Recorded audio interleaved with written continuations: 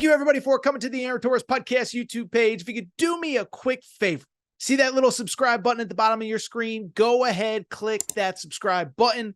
Really does help our channel grow, our audience grow, and I really do appreciate it more than you know. So click that subscribe button. Appreciate your support. Now, here's the video that you came here for.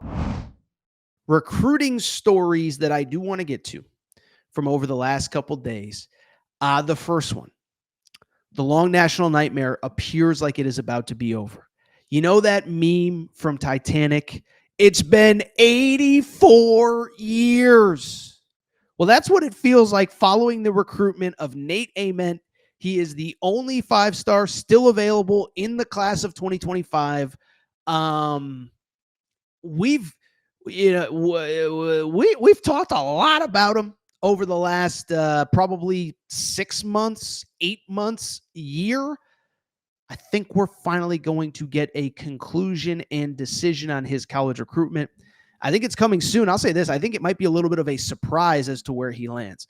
So listen, with Nate Ament, we've talked about him a ton.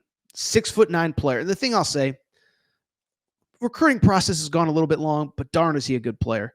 6'9", plays like a guard. He can handle the ball. He can shoot the ball. He can dribble the ball. He gets others involved. He's a distributor. He's a playmaker. He does a little bit of everything. I've said it a few times. For whatever I'm going to say about the recruiting process, AJ DeBonsa or Darren Peterson is going to go number 1, number 2 in the draft next year. But there are NBA people that are like, if it all comes together, Nate Ament might be the best player in this class of 2025. Like I said, 6'9" can do it all. Okay. Where it's been interesting in his recruitment, it has been a long road to get to where we are now, okay? So he was one, and I've told the story a few times, but really a late developer. Duke was on him early, but it was really last April and May that everybody else was like, oh, this kid's pretty good. We got to get on him. And he really blew up right around this time last year. That was when Louisville offered him, when UNC offered him, when UConn offered him, Kentucky with the new coaching staff and Mark Pope offered him. And he was a player that from the beginning, really kind of took his time with the recruitment. In the fall, visited Louisville, visited Tennessee, visited Texas. They don't even have the same coach anymore. Visited Notre Dame. I mean, he's really taken his time. And then as the season went on, took a second visit to Duke for the Duke-UNC game. Boozer twins were there. Took a second visit to Tennessee. Took a visit to Kentucky for, ironically, the Tennessee game there. And I looked it up. It was late February, finally cut his list down to 5. And the final 5 were Duke, Louisville, Kentucky, Arkansas, and Tennessee. And what's interesting about it is there's been about 5 different times where it felt like he was going to commit somewhere, where it felt like there was a new leader. But like I said, I think we're actually going to get a decision in the next couple of days. I feel like the recruitment has been trending this way. I think it's going to be Tennessee, believe it or not. And ironically, right before we went on air, I just saw Travis Branham, who's a great recruiting writer, put in a crystal ball.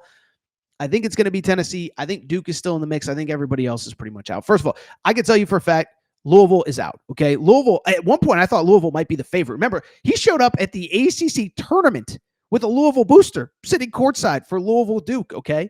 But as the offseason has gone on, I mean, Louisville spent a lot of money.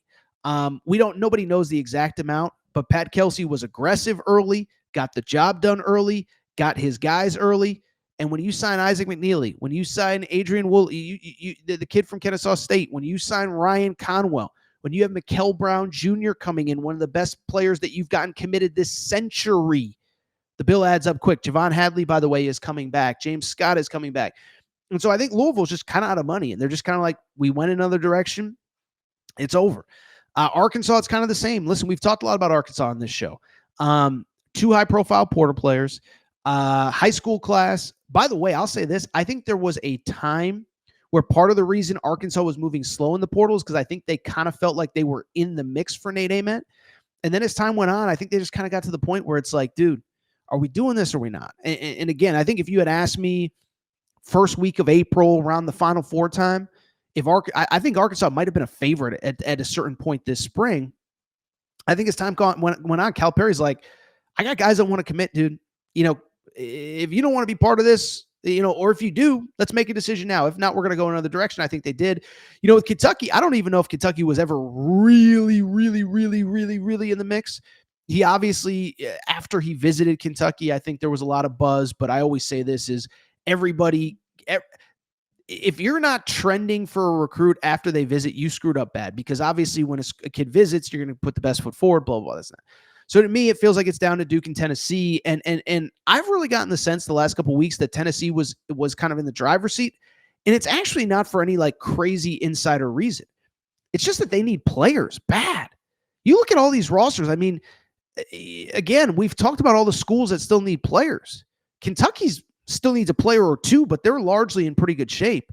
Louisville's largely in shape. Yeah, they might add a guy, but I don't think they're adding much from here. Arkansas, we've obviously talked about. Tennessee needs dudes. I mean, you look at the roster. They're bringing in Jacoby Gillespie, the guard from Maryland, and they have Felix Akpara coming back. But outside of that, there's just not a lot there. I mean, I think Tennessee, and I always say this with all these coaches, whether it's Bruce Pearl, Bill Self, Chris Beard, Rick Barnes, John Calipari. Rick Barnes is used to winning at a high level. And Rick Barnes, I would assume, has the support of Tennessee fans and boosters. By the way, all of a sudden, there's all this extra money in the Tennessee collective. There's $2.4 million all of a sudden that we isn't accounted for thanks to our buddy Nico Imamaliava, okay? But I just bring it up because when I look at this situation, Rick Barnes, he's not going to just punt on the 25-26 season, but he needs players and he needs in a hurry. And so Nate Ament, it feels like he's been kind of squeezing this out for the highest possible NIL dollars. Well, now you put yourself in this situation, and you're in a situation now where Tennessee's kind of desperate. And so whatever you need from Tennessee, you can probably get from Tennessee because they need players, and they need good players bad. I wouldn't rule out Duke just because I'd never rule out Duke, but I will say, I'll be curious what Shire does. First of all, we got the news, Caleb Foster, their backup guard, is coming back.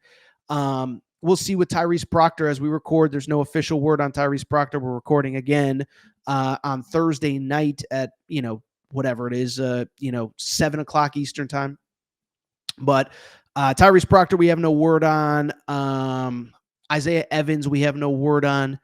But they already have a bunch of freshmen committed. Cam Boozer's a rock star, was great in the McDonald's game, was great in the Nike Hoop Summit. Caden Boozer, I've always liked. And then, of course, Nick Kamenia, I believe is how you pronounce the name. So, I mean, you got a lot of freshmen as it is. I think if this kid was ready to commit today, Shire probably takes him. But I just don't know that he's a priority, even what it was 2-3 weeks ago. So we'll see what happens. Right now, I would say Nate Ament probably ends up a Tennessee Vol. And I think finally, mercifully, it's going to maybe come to an end pretty quickly here. And when I say pretty quickly, he said the other day, he said the next week or two. So who knows? Maybe by the time you see this, he is a Tennessee Vol. But to me, I think he'll probably commit here soon. Producer Matt saying that he does need a fifth for his rec league, not his rec league, but his adult league. I don't know if you have the NIL money. I don't really know what your budget is, Producer Matt, but I think the NIL will probably be a factor in wherever Nate Ament ends up playing college basketball.